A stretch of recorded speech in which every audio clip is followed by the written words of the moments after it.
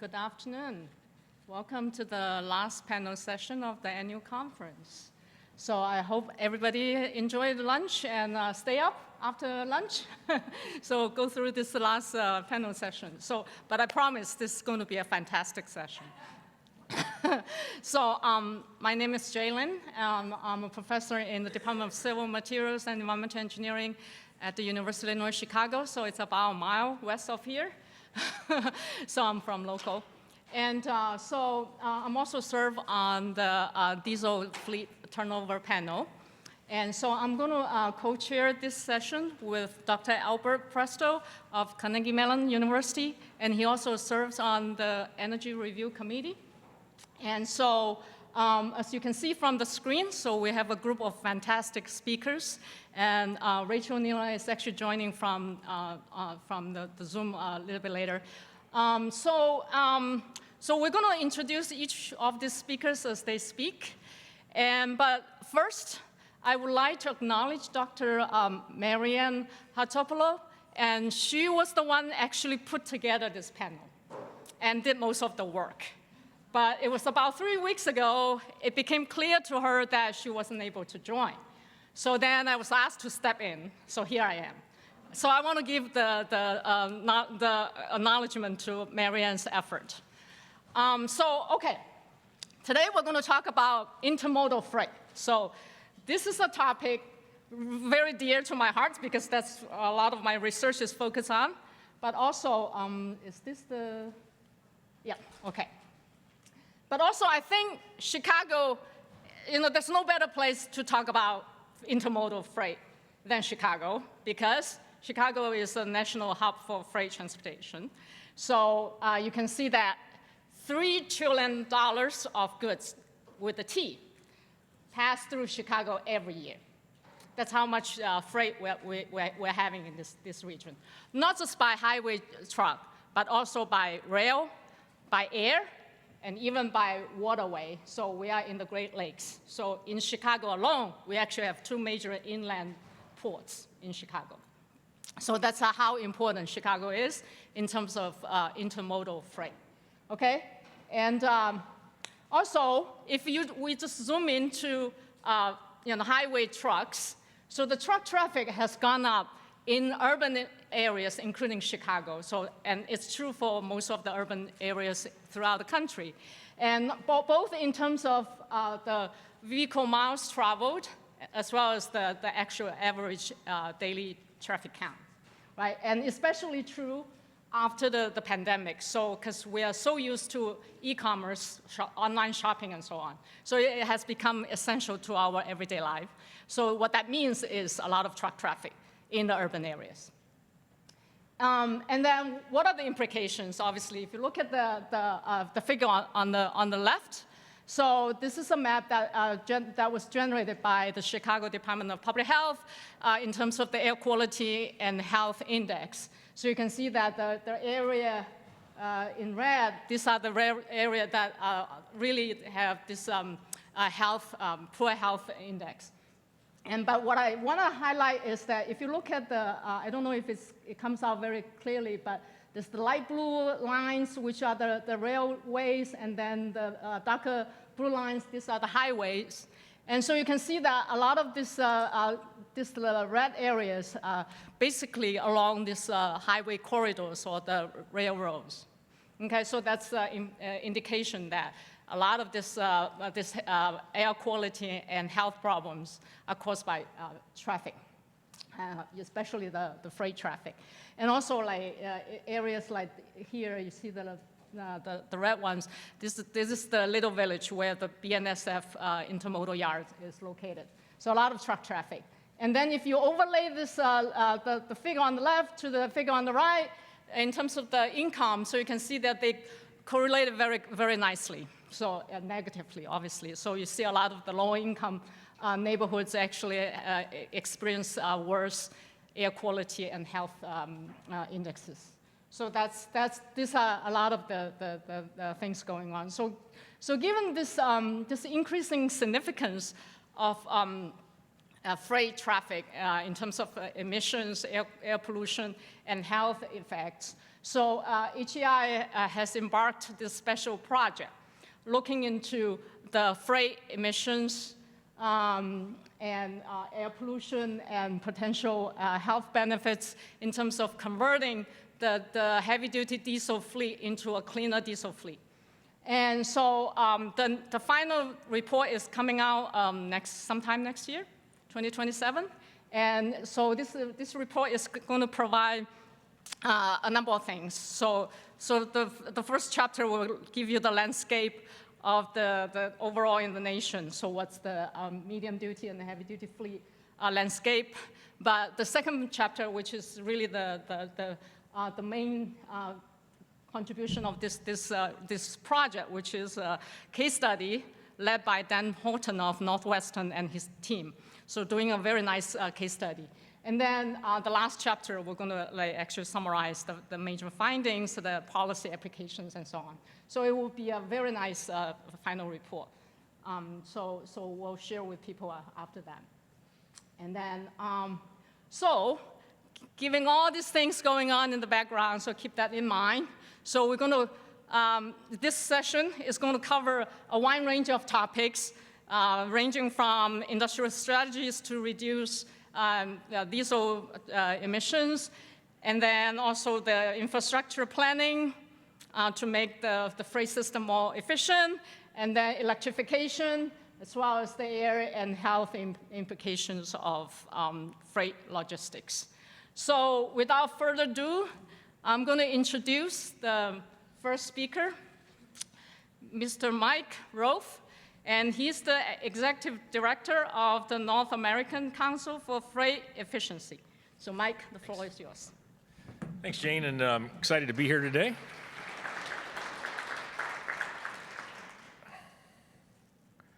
There we go, maybe back one. Yeah, so if you haven't heard of us, we're the North American Council for Freight Efficiency.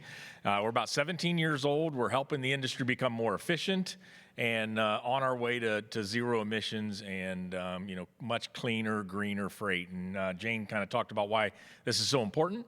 It's also important to do it with affordability. So I'm going to walk through a number of slides of how the trucking industry is responding to not only the health issues of traditional trucking. I mean, we've come a long way with these trucks with very low NOx. We have another round of NOx coming up in just less than a year. Particulate matter, et cetera. And even on the side of carbon, we're in the range of 10, 15, 20% better fuel efficiency of these trucks than we were when we started in 2017. NACFE.org, runonless.com, pretty nice websites.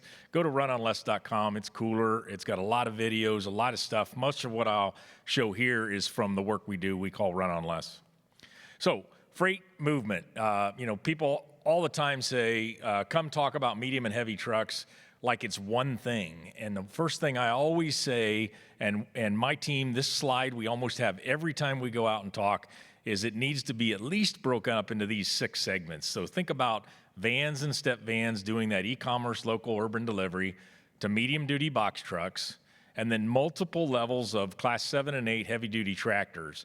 And think about this in terms of this is really 4 segments in our mind. One is at the very bottom. That's the classic Smokey and the Bandit, long haul sleeper trucks. I got to quit using Smokey and the Bandit because most of you in the room have no clue what I'm talking about. That's the traditional thought when people think about semi-trucks, that they travel 500 miles. The trucker sleeps in the cab at the truck stop, travel 500 miles somewhere else the next day, and they do that. And 20 or 30 years ago, that was predominant trucking, and they would be out like 3 weeks at a time before they came home with their family. But what we've seen, and I think we're on to seeing a much bigger growth in this, is in what we call regional haul return to base. So these are these heavy tractors that come home every night, or every other night maybe, and they're in, you might have guessed it, short length, medium length, and long length runs. So the folks that brought our lunch or that bring food to these hotels and restaurants, that would be a short city tractor most likely, and stay in this little area around Chicago. Medium would be maybe something that goes here to Madison and back.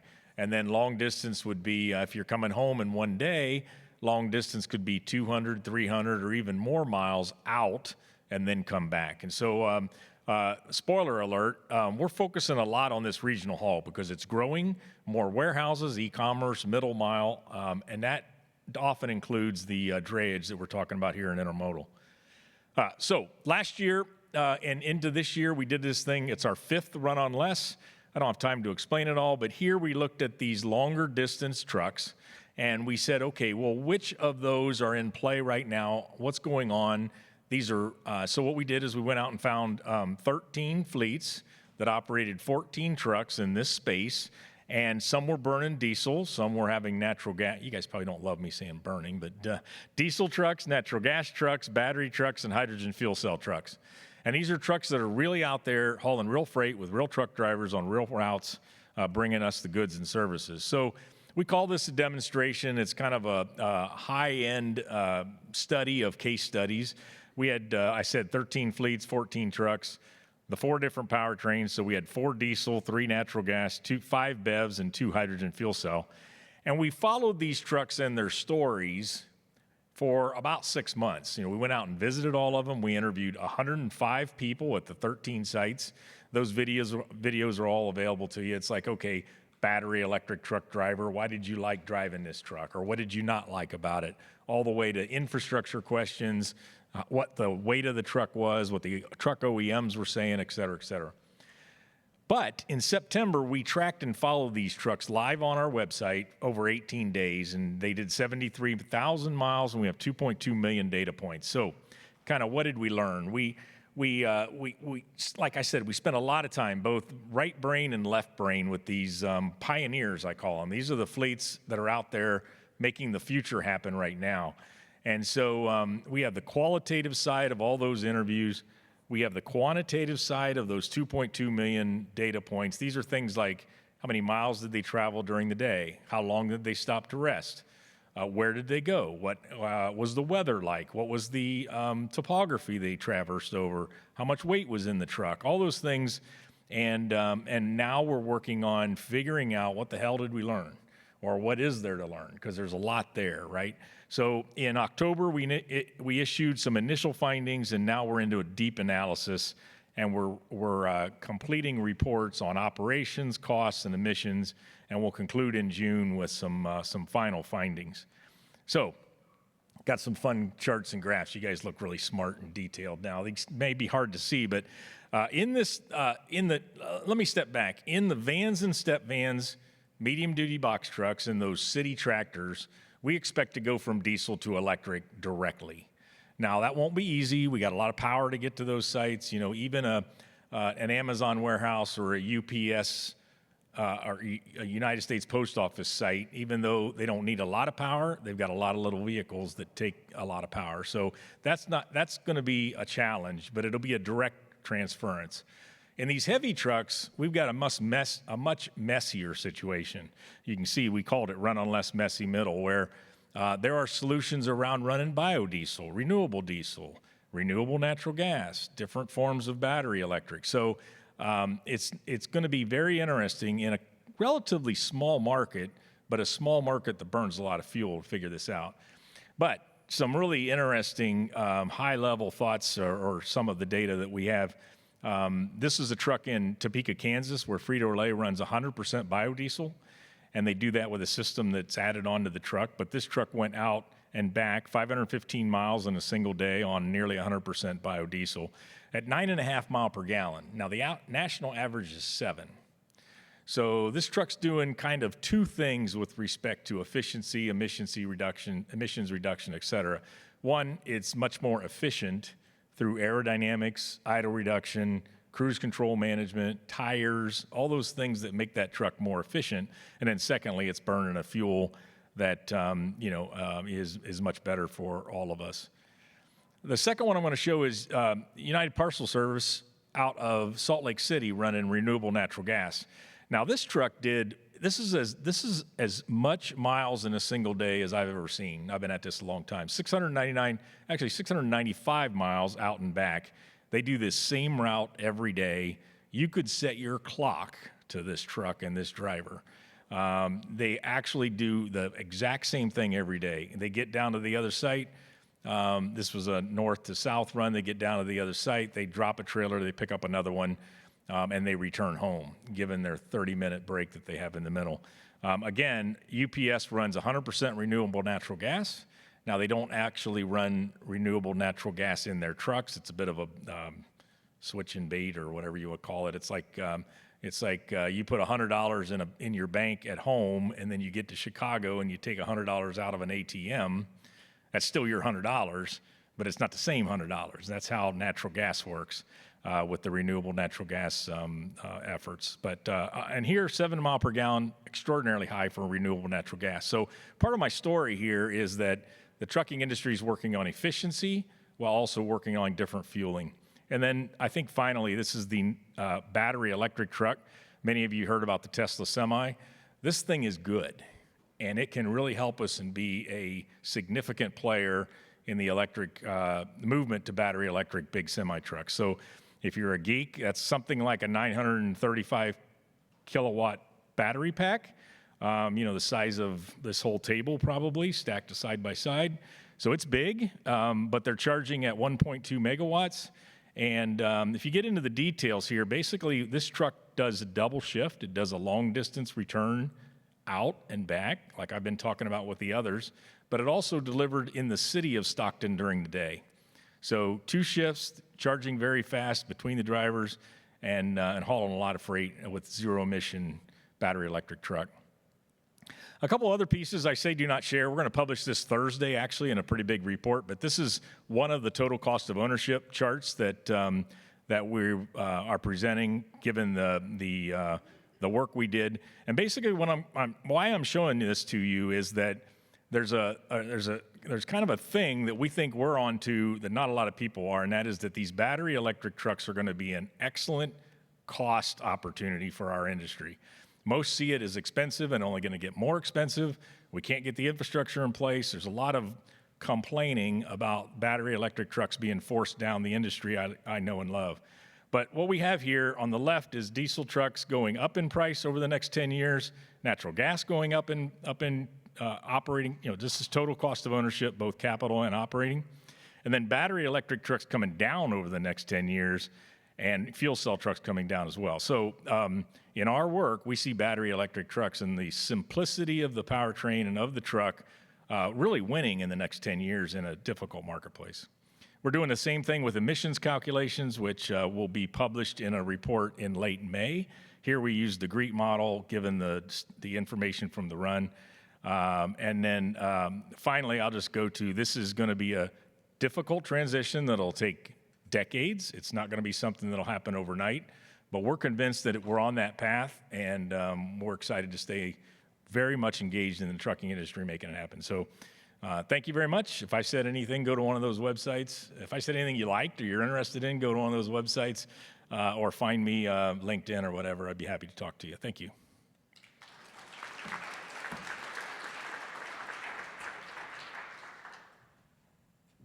All right. We on? Okay. All right, thanks, Mike. So our next speaker is Thomas O'Brien. He is the Associate Dean in the College of Professional and Continuing Education at Cal State University Long Beach, and he's the Director of the California Local Technical Assistance Program Center. Thank you. And thank you for the opportunity to speak before this group. It's not a normal audience for me, but I'm really honored to be invited here to talk to you about planning and infrastructure considerations for freight systems. One of the things that we talked about in planning for this session was how the lens through which you look at the relationship between air quality, health, and freight systems really matters. And so I sort of approach this with 3 different lenses in mind. The first is urban planning. I'm trained as a planner.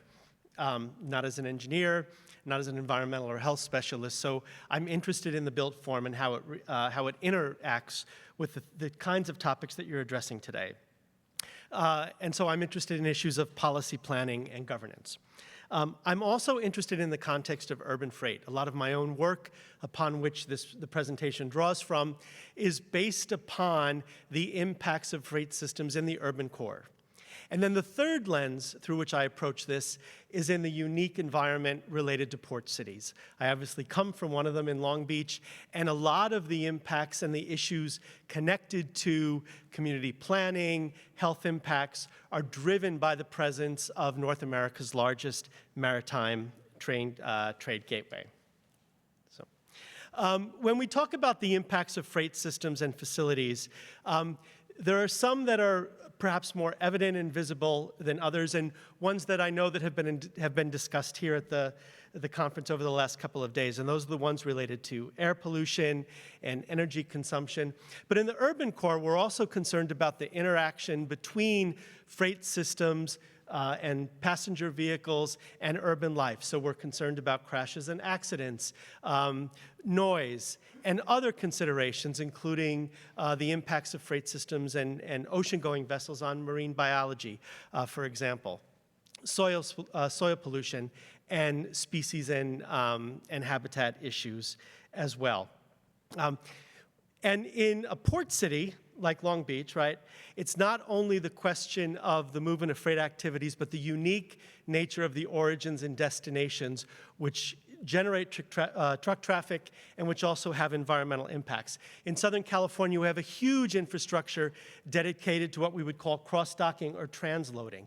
The goods that come off of an international container are transloaded into larger containers for transport across the country. That infrastructure generates a lot of truck traffic in the 5 to 7 mile range between the port and neighboring land uses through local communities. Mike mentioned the range of various classes of vehicles. They play out in this urban environment. While the focus is usually on the demand side, right, because it's the most visible, right? So all of the different types of retail generations in the urban core that generate truck traffic, including independent retailing, chain retailing, food deliveries, and parcels and home deliveries that we've talked about, are, again, most visible and often the subject of the regulatory environment and the target of programs for fleet transition. But it's also important to think about the producer-related impacts that are part of the equation as well.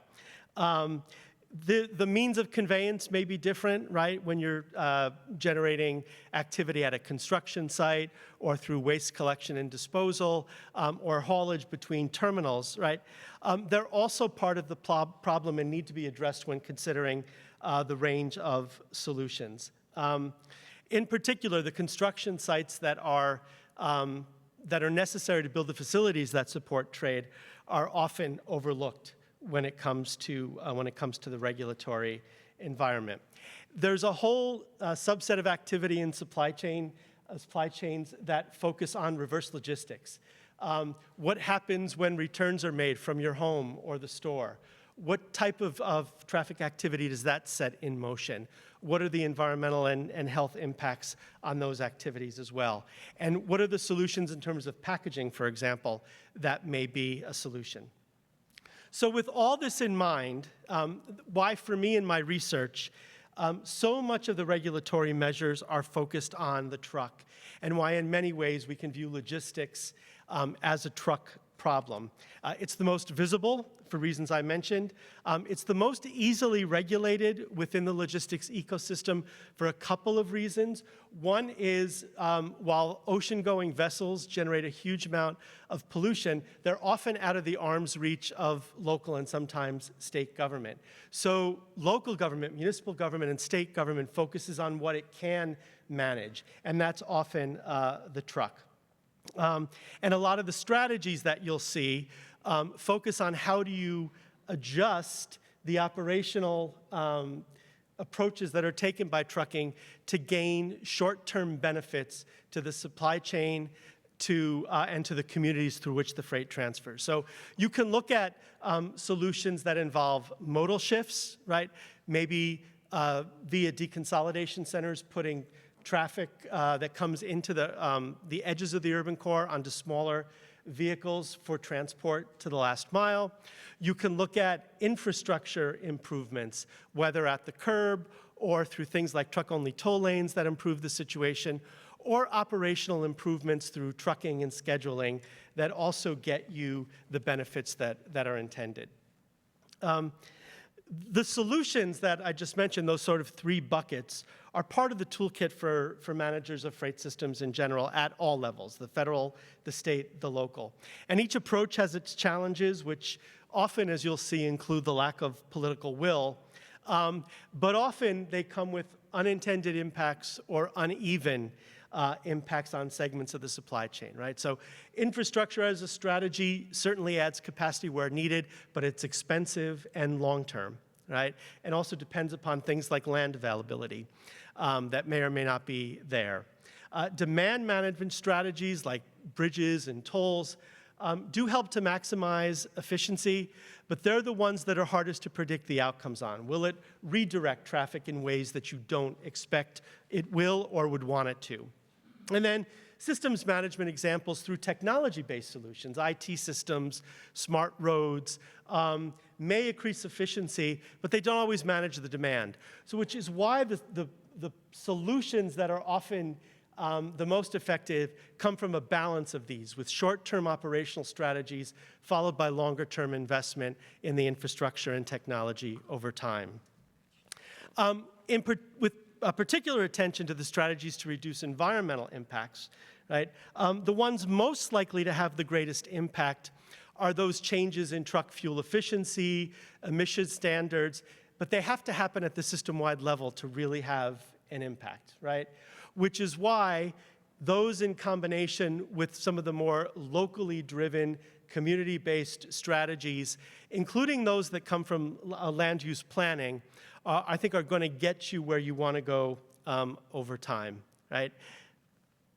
And then with regard to the trucking impacts in particular, this is where I think you'll see the most potential and the greatest influence from local response mechanisms. This includes the use of zoning regulations and the use of land use planning strategies to find a way to better integrate the truck activity into the community. A lot of what we're talking here is a different segment of the trucking industry than what Mike was talking about. He mentioned that 500-mile radius, the long-haul trucking. A lot of what is here is that short-haul, what we would call drayage sector of the trucking industry, which makes the moves to and from the ports and to and from the ports and the regional intermodal facilities that move goods between port, rail, and truck. It's a different segment of the industry as well because it is often smaller, less capitalized drivers and companies that may be negatively impacted by the regulatory environment and the mandates that require fleet transition, and you want to keep that in mind. But there are good solutions here. Off-hour deliveries, off-hour operations, off-peak operations at the port are part of the potential solution. A lot of these strategies have been tested in different ways in Europe, and it's worth looking at those. One of the things we were talking about are that where are there lessons to be learned from, and the experience in Europe is a good place to start. But there are challenges with broad-based implementation of these, and it's important to ask about the combination of resources, political will, and availability of a partner in industry to work with you in implementing these strategies, right? Significant institutional considerations that have to be taken into account, right? Limited local and state regulatory authority. To what extent does a jurisdiction have the power or authority to force behavioral change on the part of the trucking industry, for example? And I think the biggest mistake that local jurisdictions make in approaching changes to the urban core, for example, designing complete street strategies. The biggest mistake they make is not including the truck as a component of urban life. If you don't plan for curbside access at some point in time, whether it's a portion of the day, what you're going to end up having is a truck driver circling continually, or double parking. And the tickets don't do anything. They've now become a part of the business of operations, right? So making sure that the trucks are included in the planning strategies are most critical.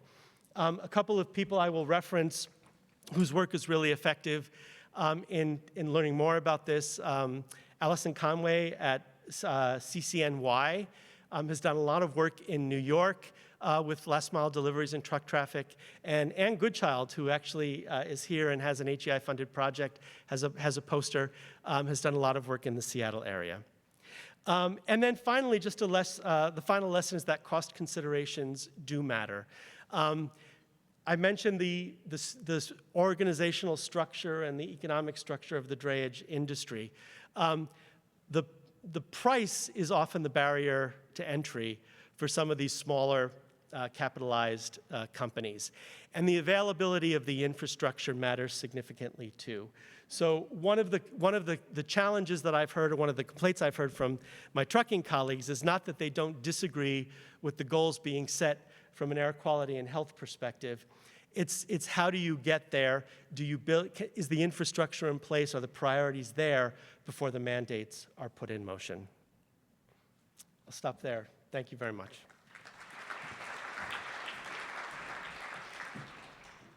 Right. Thank you, Tom.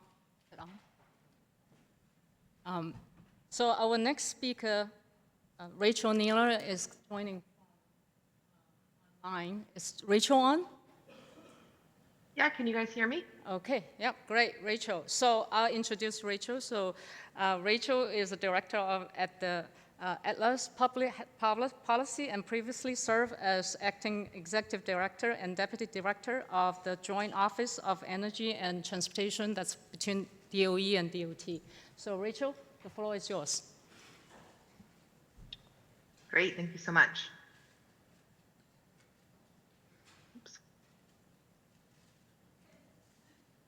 All right. Well, I think Tom left me off in a really good place to start kind of pulling together some of that infrastructure need with what Mike was talking about on the trucking side too for electrification.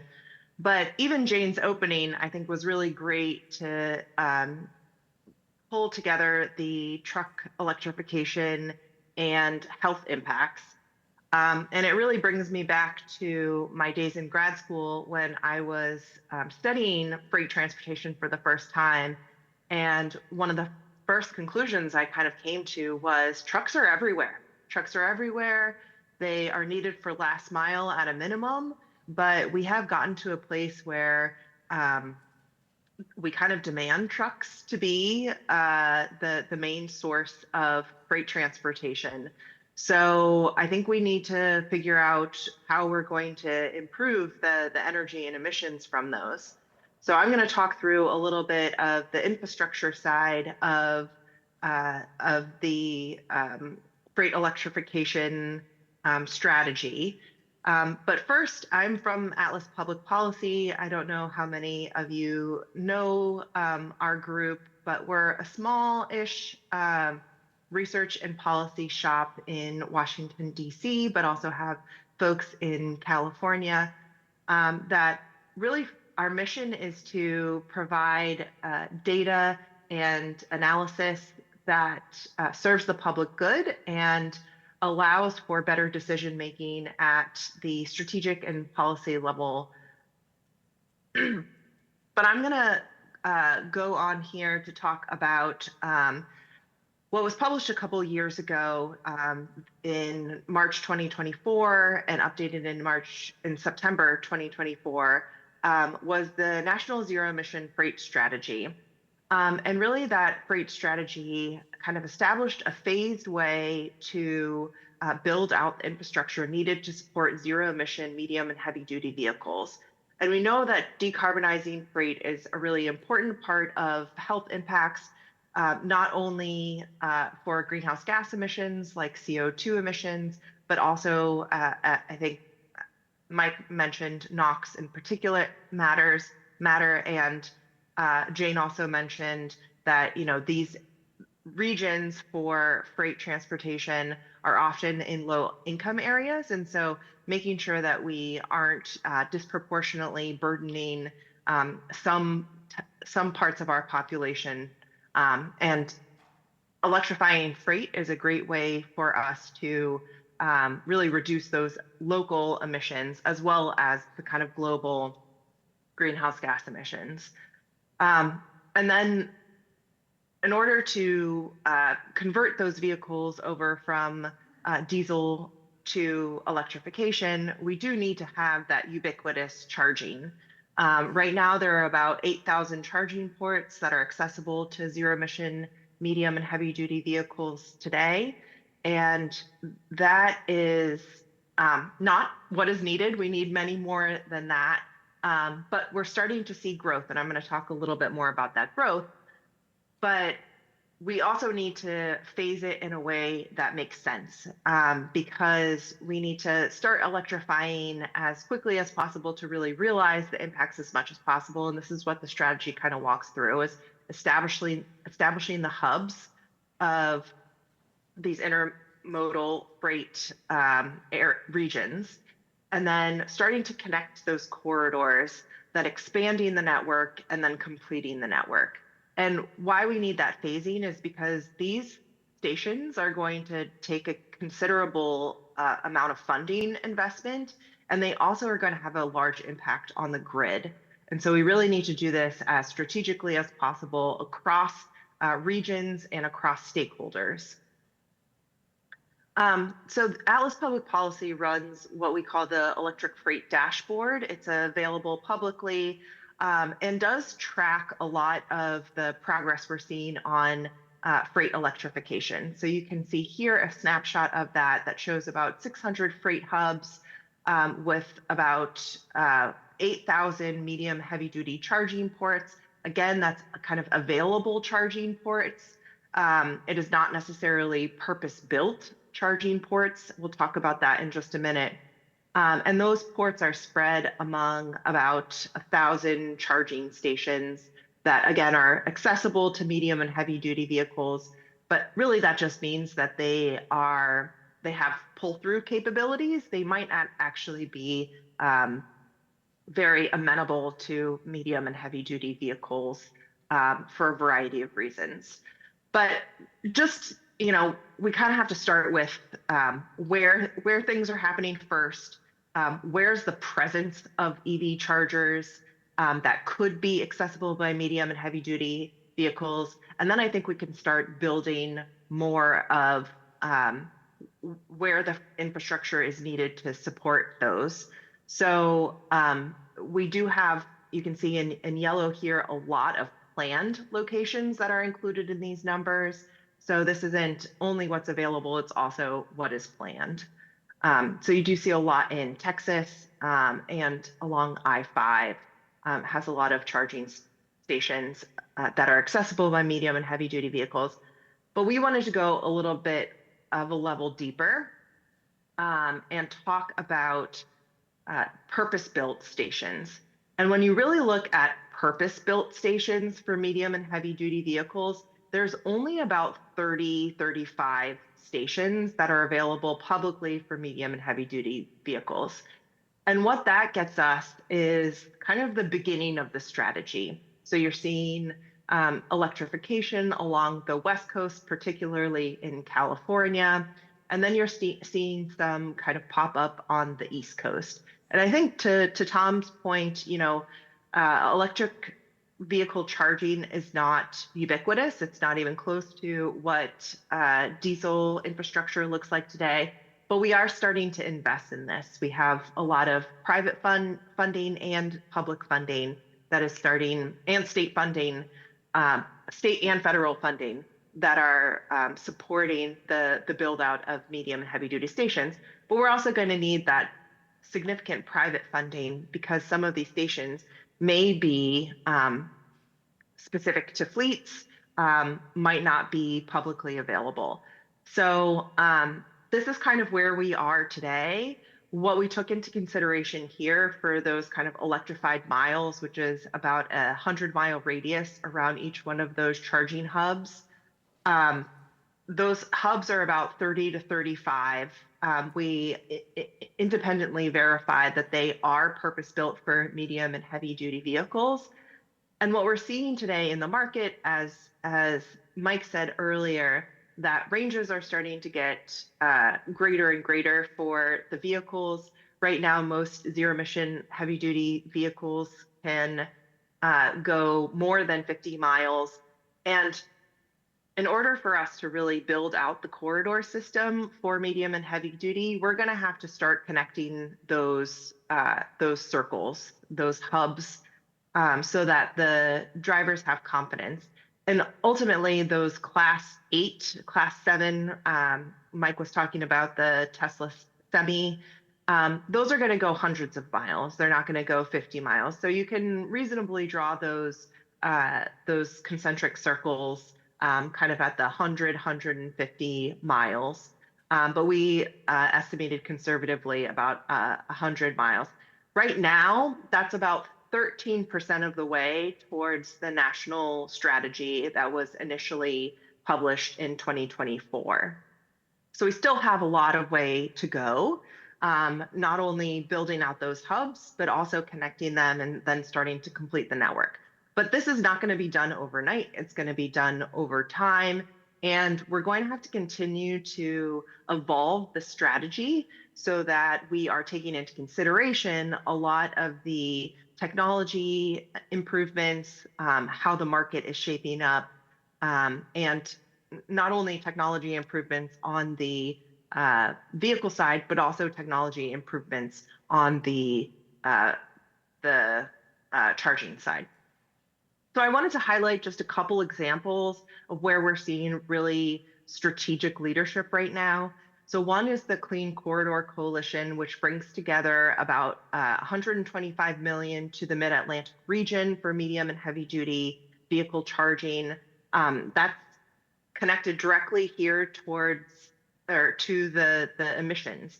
You know, having this I-95 corridor electrified has the potential to save tons of NOx, VOCs, and CO2 equivalents.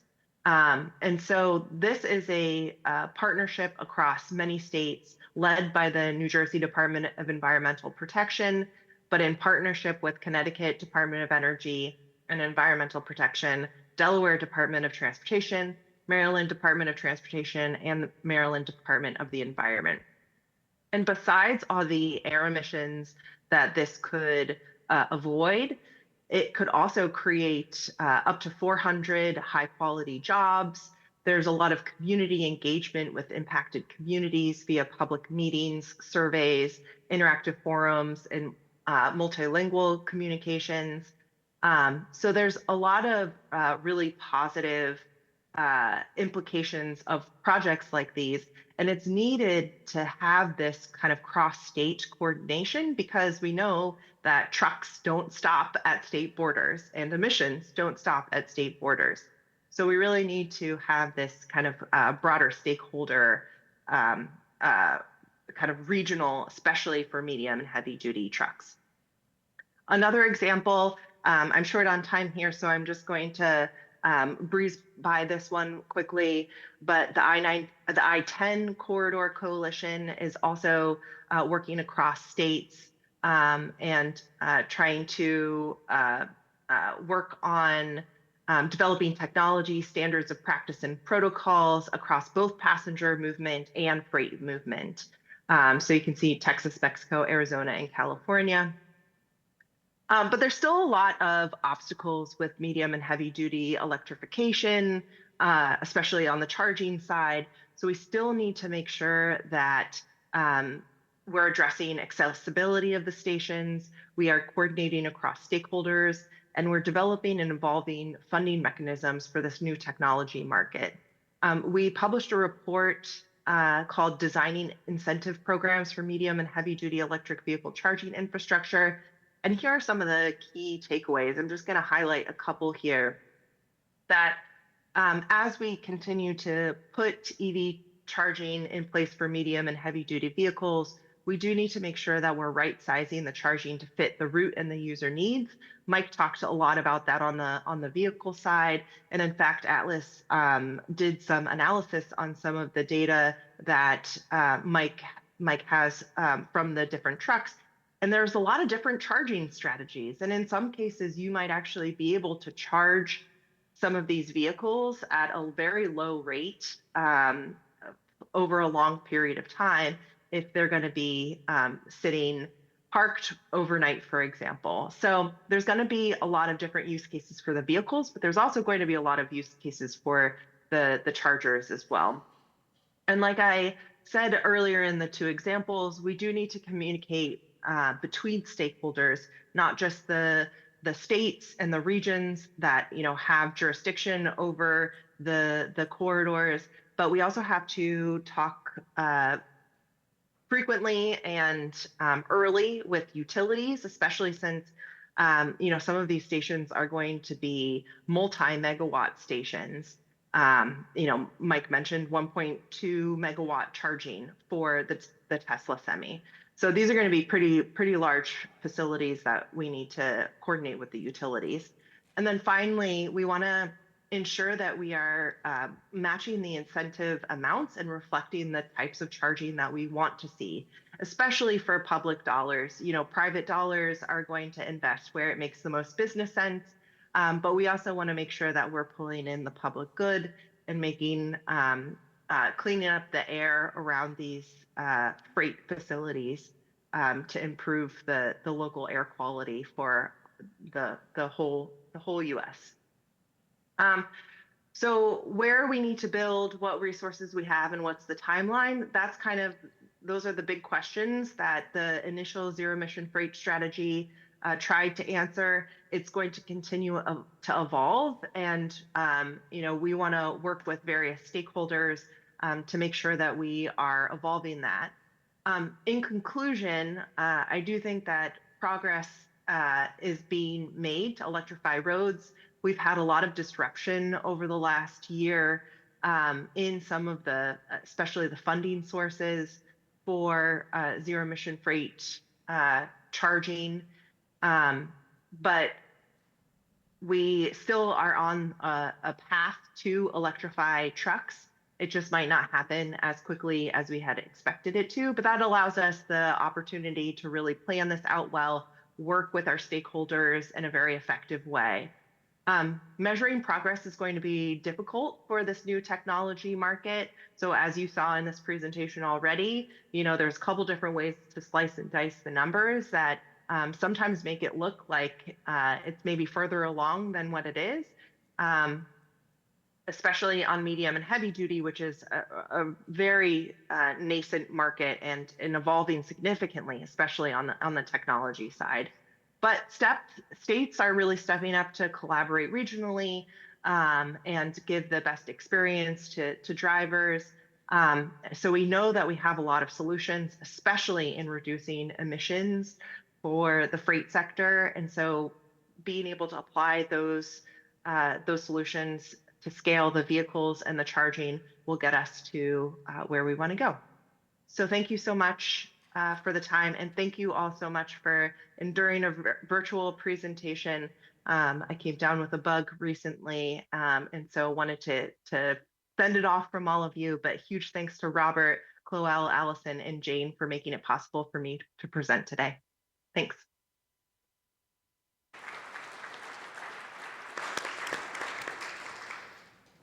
All right, the last speaker in the session will be Kanakbor Bunsomson. He is Associate Director of CSERT at the University of California, Riverside. Good afternoon, and I would like to thank HEI and the organizer for inviting me to share my perspective in this session. I was asked to provide my observations of emerging trends in freight logistics and how they may impact air quality and health. And being the last speaker in the last session of the conference, it's hard to offer something new, but I will try. I would like to start off with this very nice graphic that I really like. It depicts how air pollution sources impact health, right? So it shows the multi-processes chain that go from the source that release emissions that are then dispersed into the atmosphere, exposed by population, and then eventually cause the health impact on the population. And any of these processes involve multiple factors that could influence the outcome of that individual process.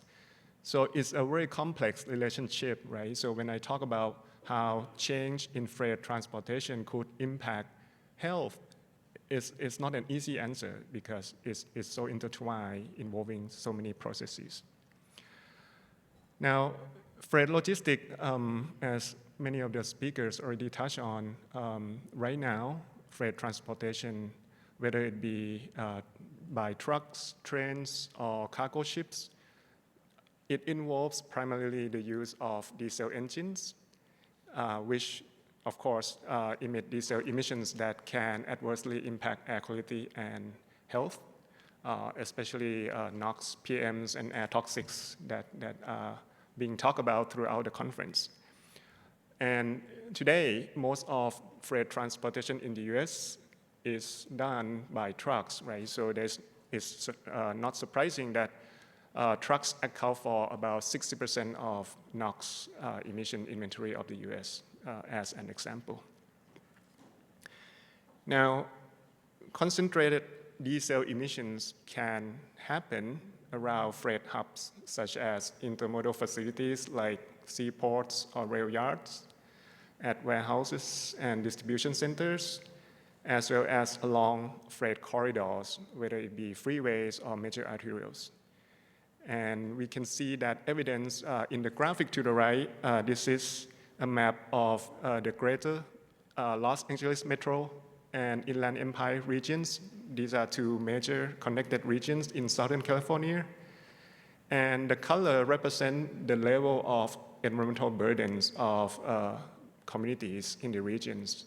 Orange and red represent highest level of environmental burden. And those black dots represent large warehouses in the region. Each of them is at least 100,000 square feet. And you can see strong spatial correlation between the two, right?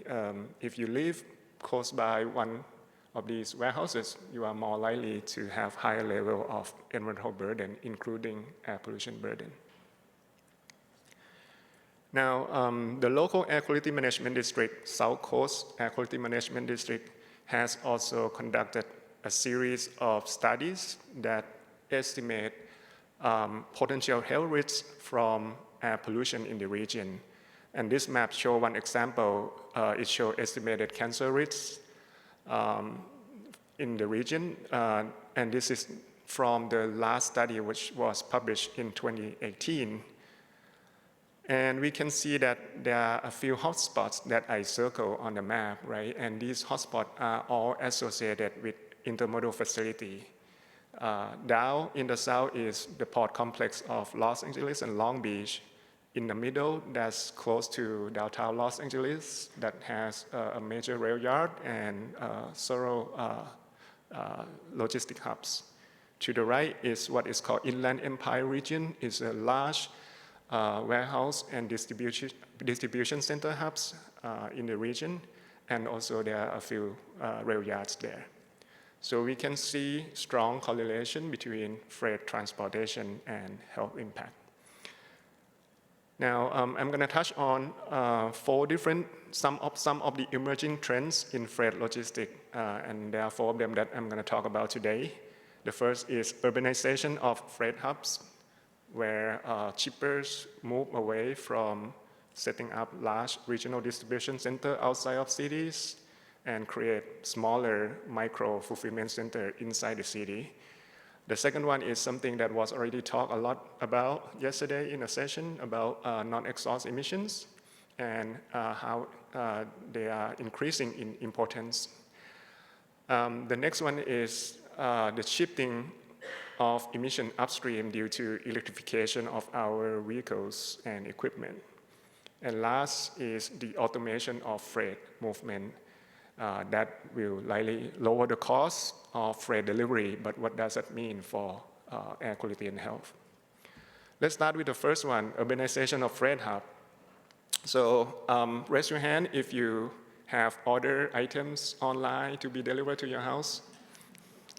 Come on, please admit it.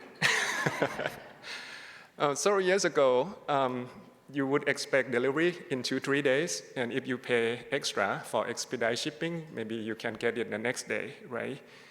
And today, what happened? You expect it to come the same day, and if you really need to, you can have it delivered in the next few hours. So that's changed a lot over the past few years. So in the traditional big box model, shippers will set up large regional distribution center in the suburb because that's where land is cheap.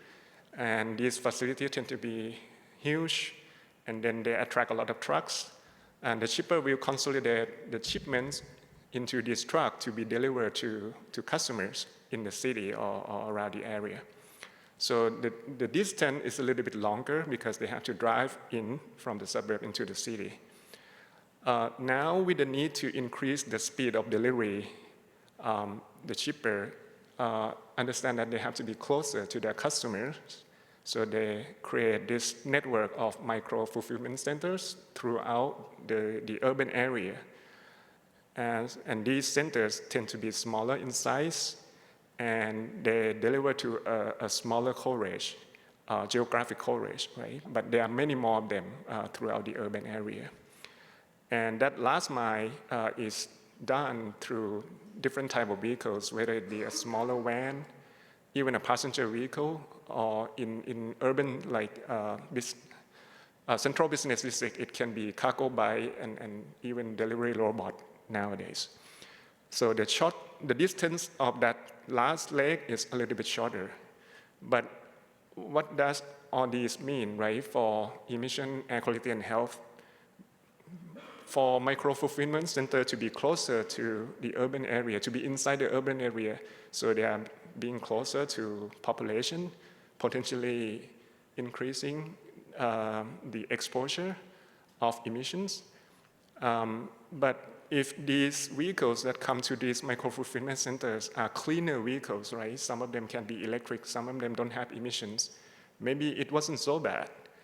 And so there are so many mechanisms that are intertwined that is very hard to kind of understand the effect without doing the rough modeling studies. The next trend is the increasing importance of non-exhaust emission. Since the session yesterday already touched on this topic a lot, I will kind of skip through it quickly. But the key message is that now that brake wear and tire wear, PM will be more dominant. We are looking at PM that has different composition and toxicity. So the jury is still out in terms of what that means for health impact. The next one is the shifting of emissions upstream. Again, with the move towards electrifying our freight logistics, including trucks, there will be a huge increase in electricity demand. And that means there will be more need for power plants to generate electricity to serve those demands. And that may mean increasing emission at the power plant, even though the tailpipe emission will go down. So from the EJ or equity lens, are we shifting emission from one area to another? So that's an open question.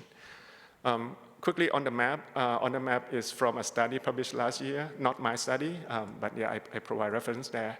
It showed the location of power plants throughout the US.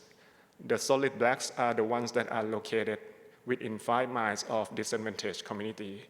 And the one with white circle, those are not within 5 miles. So you see that there are many more power plants that are within 5 miles of disadvantaged community. Last one is freight automation. So today, labor is the largest cost component of freight transportation.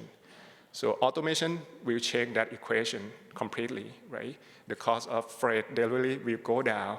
And when the cost of something goes down, there is a theory called rebound effect that explains that then demand of that community or that thing will increase by a lot. So would that also apply to freight delivery, right? And if so, if we have more freight delivery, we have more trucks running throughout the city because it's so cheap to get something delivered to us. What does that mean for truck miles, travel, truck emissions, and all that? Okay, to conclude, there are many processes involved that can influence how freight logistics can impact air quality and health. And the 4 emerging trends that I talk about today are intertwined, and their interaction and trade-offs will determine the net air quality and health impact. And as always, more research is needed. Thank you.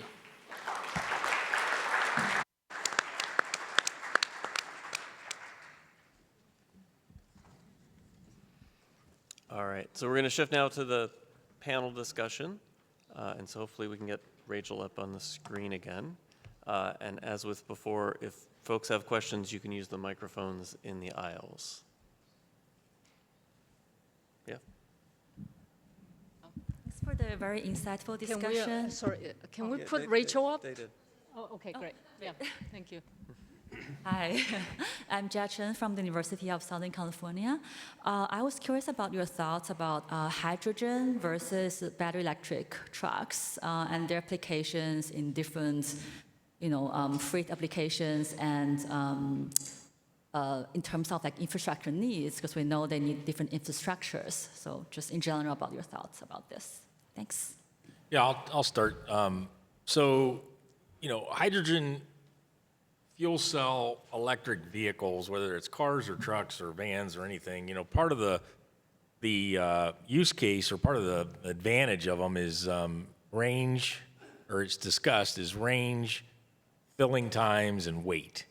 And we're not seeing that yet. I think the trucks in particular are very new and experimental and early designs. Matter of fact, the 2 fuel cell trucks that were in Run on Less last year, we had hoped to put in longer distance travel, and they're really not designed for that. They're designed for short deliveries with a lot of regen and so forth.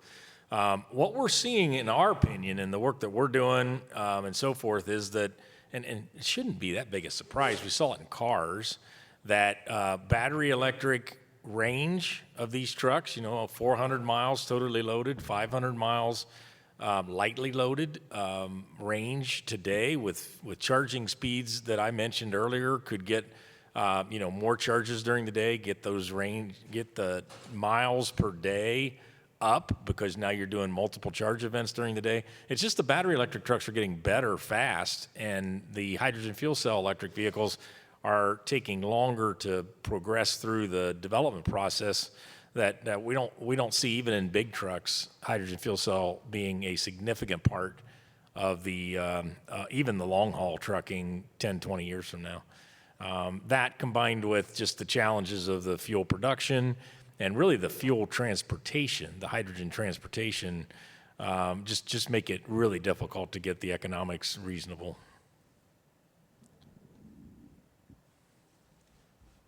Could I add to that too?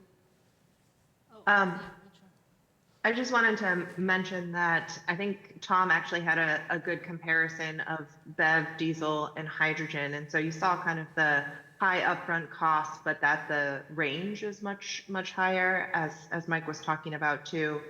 I do think that there are opportunities for more regional hydrogen vehicles, because you're going to have kind of like hydrogen hubs.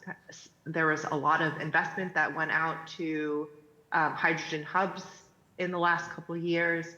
Some of that has been clawed back.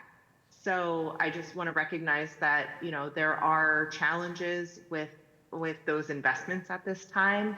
But there are still very real possibilities for these vehicles, but I think Mike really nailed it, that electrification has kind of surprised us how quickly the battery costs would come down and also how quickly the charging technology would improve.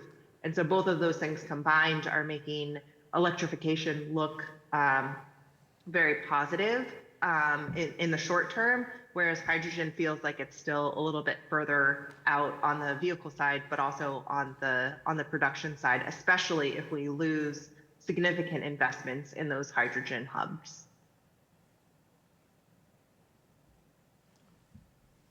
I'm Haitam Arabi from Lawrence Berkeley National Lab. I have one comment and two follow-up questions. So we have been doing a lot of work with freight modeling. We have a very detailed freight model at national and regional scale, and addressing the cross-regional, cross-states is the center of this modeling, but also ability to look into impacts of technology, infrastructure, and policies, and see how that impacts the entire flow of goods, but also the impact on like energy. And with the HEI funding we have right now, we are also adding the entire layer of like emission, air quality, and health outcomes.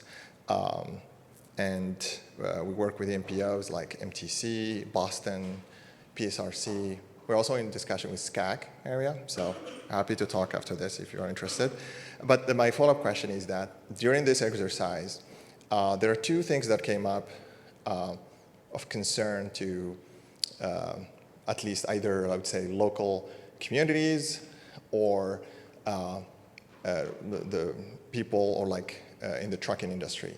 The first one is issue with non-compliance.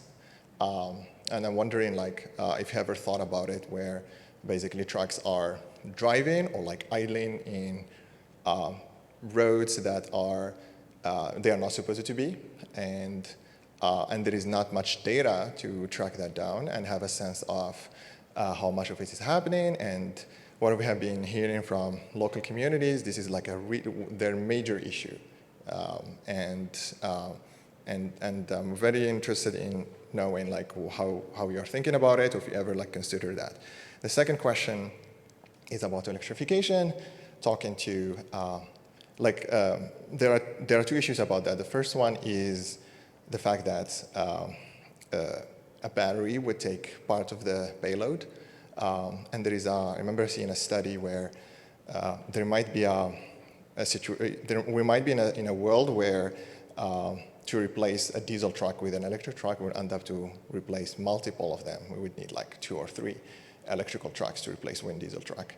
But also there is the issue with small and medium fleet owners, where they have they would have really hard time to be able to address the adopting electrical trucks and also finding place where to park them, when to charge them. I mean, they already have like issues with parking that are now adding like the whole element of charging.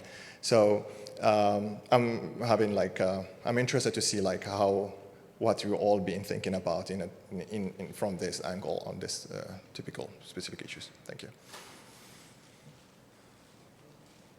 I'm happy to start. Yeah, you raise a really good point. The question of compliance and the impacts of the fleet transition on drivers is not insignificant, and it is understudied, right? So we don't have a good inventory of truck routes between major origins and destinations. That's a problem. We have heavyweight corridors that start in one jurisdiction but stop at the boundary line of another jurisdiction, forcing truck drivers to take routes that make sure that they're not in compliance, right? That's an issue of concern to them.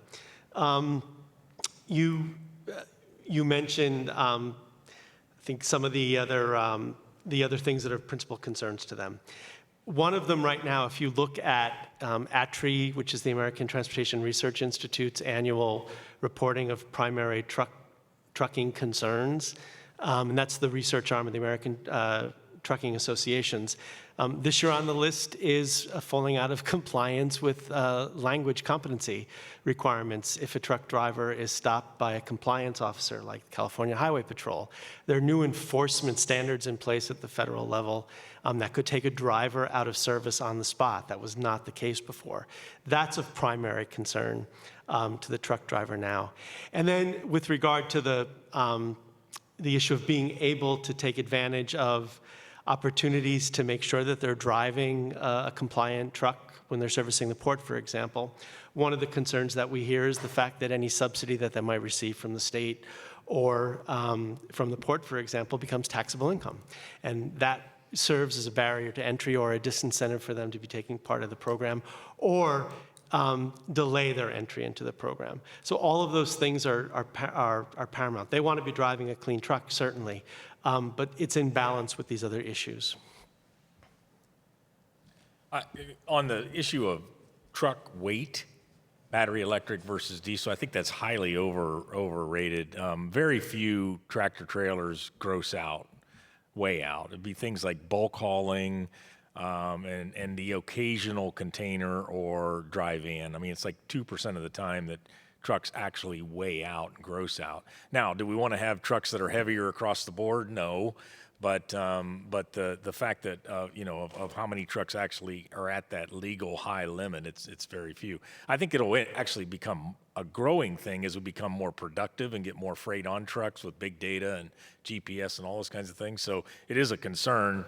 And one that needs to be looked into, but I think and the battery trucks aren't as heavy as many people are discussing, and the diesel truck, you can lightweight it really low in certain situations, but it gets pretty expensive to do that. So it's just not quite the challenge that a lot of people might make it out to be. I wouldn't mind talking to you about it if you want to discuss or debate it some more.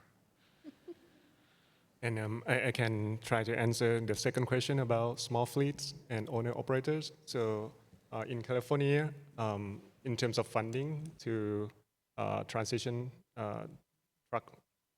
truckers to use electric or zero-emission trucks, there's a carve-out specifically for small fleets, smaller than 25 vehicles in the fleet. And also the local air quality management district, the South Coast Air Quality Management is looking at a different financing program for small fleet.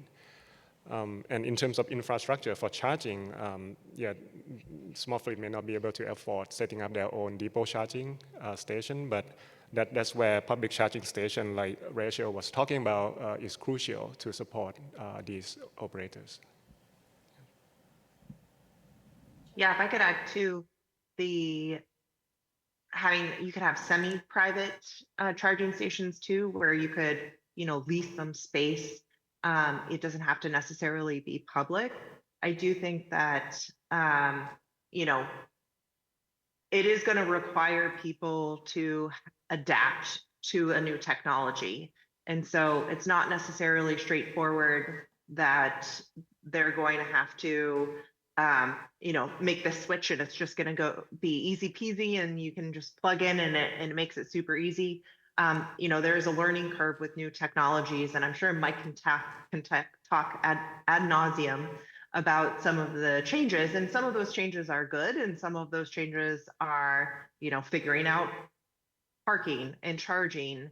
And sometimes it just takes a little while to do that. So I do think that there's a role for the public funding to fund public stations, but also, having small fleets come together and say, we might not individually need a charging station ourselves, but if we're able to centrally locate one, maybe we can actually kind of cost share this and lease some of the space even. So I think it does take a little bit of a different problem-solving hat, but I think what we've seen so far is that as long as it pencils out, people are really adaptable and people will figure out the solutions. And we're in this space where we're testing lots of different solutions. And I think we'll start seeing over the next 5 to 10 years, many more best practices come out and kind of a convergence to how people are using these technologies. Yeah, this is Annarelli Morales from Weld County in Colorado. I had 3 things. One, I recall years ago there was a big discussion about drones and using them to deliver goods. Where's that at? And then 2 is this might be beyond the scope because it's not necessarily freight, but delivery through these much like Instacart. So individual vehicles going to deliver some of these goods. And then the third thing is, do we have the workforce needed for repair and maintenance of this new technology in these freights? I'll take a stab at the last one. I think a lot of these what we're seeing in trucking, and I've been in trucking 40 years, I've never seen this much diversity and interest and investment than I've ever seen. Trucking's kind of at the cool kids table now a little bit. I never thought I'd say that, but it's exciting. And what we're seeing is when we do, I mentioned we did 105 interviews. I think we calculated well over 50% were women and people of color. And these are at trucking depots and yards and the places where you usually see, punchy white guys like me. And that's impressive and a real change. So I bring that up because I think I think it's going to be harder and harder for us to attract diesel mechanics, with the oils and the wrenches and all of that, and much easier to attract electric truck maintenance and repair people. It's electronics, electricity, it's the future. Now, do I think we're going to have an electrician shortage? Absolutely. I mean, when any kid tells me, or asks what should I do in my life, I mean, one thing is think about being an electrician because we're going to need a lot of them. But I just think that is hopeful. Awesome. I'll add to that. I think part of it is messaging. I mean, the technology component of trucking these days is a really good way to get a communication with young people going. I think the challenge from a workforce perspective is the assumption that the current diesel mechanics are easily transitioned to a new technology environment, and that's where you're going to see issues in retraining, in reskilling, both in the sort of in the nature of the workforce and the number of the workforce. I take the first one. Drone delivery is still a thing. It's still thriving. It's being experimented, and I think it may be coming to the market soon. Okay. Yeah. Thank you. Chad Bailey from EPA again. We've heard a little bit about public charging, but there's been a thread that I have sort of pattern that I've put a thread through over time. We heard about the Tesla rollout, and I know Tesla is using its own trucks for its own internal movement of goods. I thought of this question when you were talking, Michael, about like the examples of your sort of the messy middle shootout, and I heard about Frito-Lay, and I heard some big companies also. I guess I'm wondering about, is this a situation where, and I think Rachel had mentioned that there's going to be not a lot of need for public financing, of private capital infusion and capital building. Is this a situation where right now what we're looking at is like the big firms that are able to sort of invest in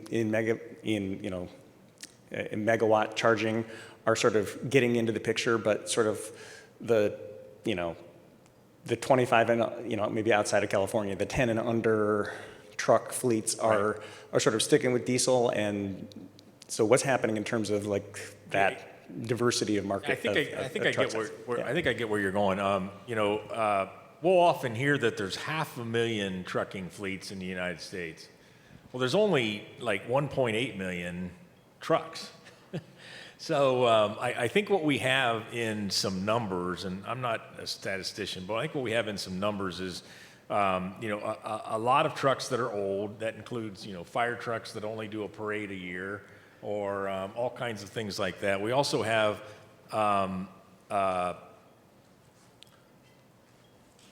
a lot of vehicles out there in the service and vocational areas, as well as over-the-road trucking and so forth.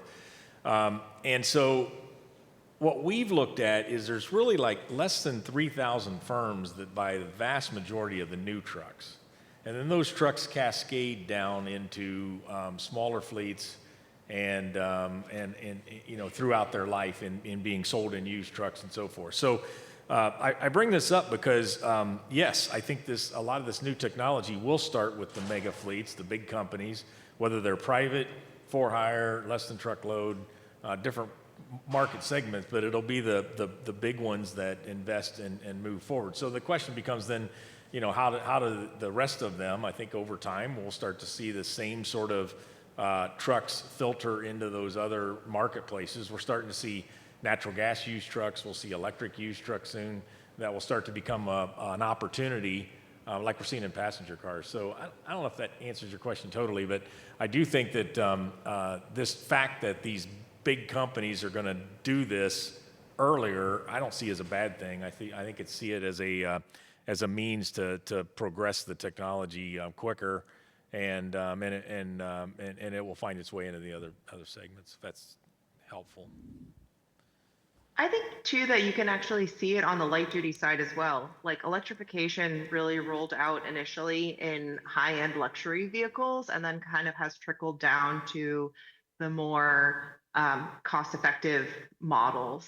And so I think that's just kind of the natural diffusion of technology. And so it doesn't surprise me that there would be a couple key players, large players in the medium and heavy duty sector.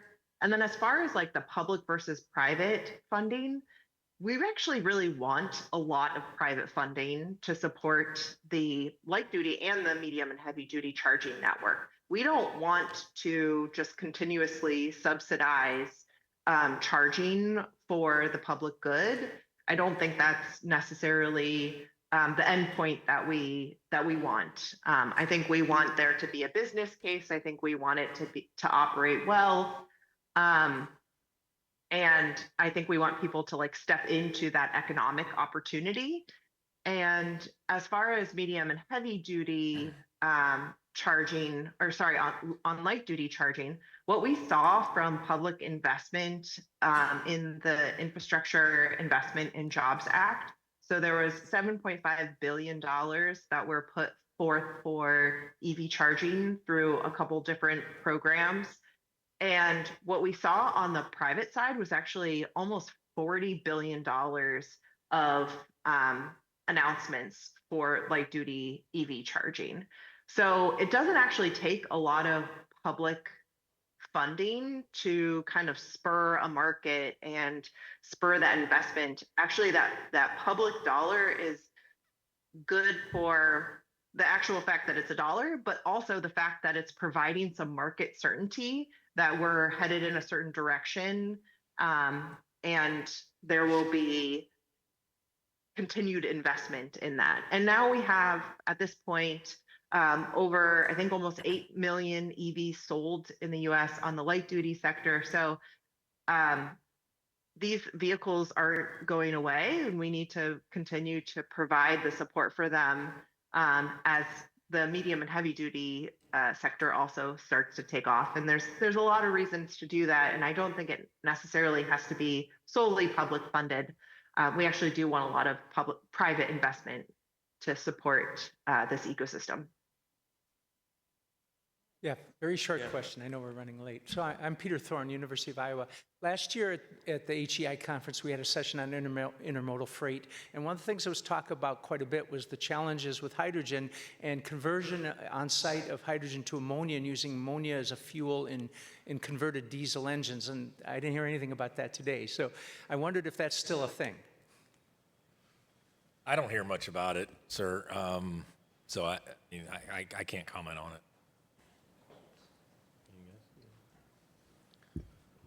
Should have been here last year, huh? All right, so that brings us to the end of our session. We are perfectly on time.